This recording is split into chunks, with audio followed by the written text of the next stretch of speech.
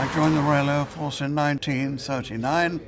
I flew and fought in the Battle of Britain, and I left the Air Force in 1960, I think it was. Surviving nearly 3 tours of operations gives me a great value of life. And it's lovely to see chaps I knew in the battle who've also got a great value of life. We don't necessarily want to talk about it, but to be together at times, in the pleasure of each other's company, what happened to your hair, old boy, that sort of thing. Today's Battle of Britain Sunday, so we have quite a few veterans, family and friends attending a very special lunch in the ballroom and the dining room. We had quite a busy breakfast. Afterwards they went to a ceremony at Westminster Abbey, and they're back having lunch at the moment, enjoying the ambience of the club.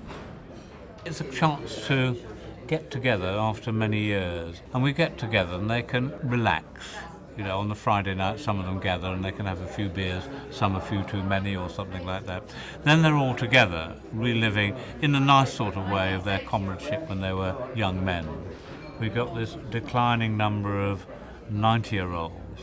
On our books now we've got 57, but of which we can count about 14 or 15 are still active. And we had 14 of there today, so that's quite a good turnout.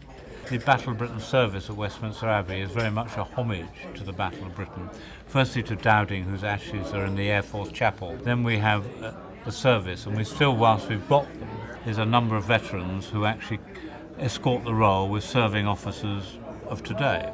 This summer, Britain has showed we had volunteers, we had athletes, it was well organised, and I think once again, perhaps since the Falklands, we can put our head up and say, yeah, it's not bad with this country.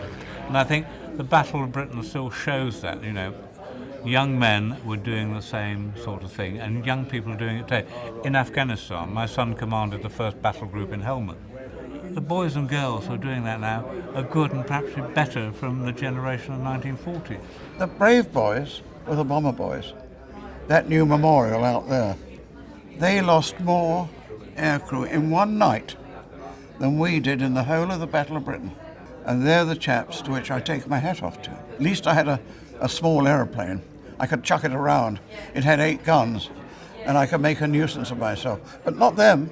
Straight and level, on a bombing run through Berlin. Not for me. They're the brave boys, and I pay them a very heartfelt tribute.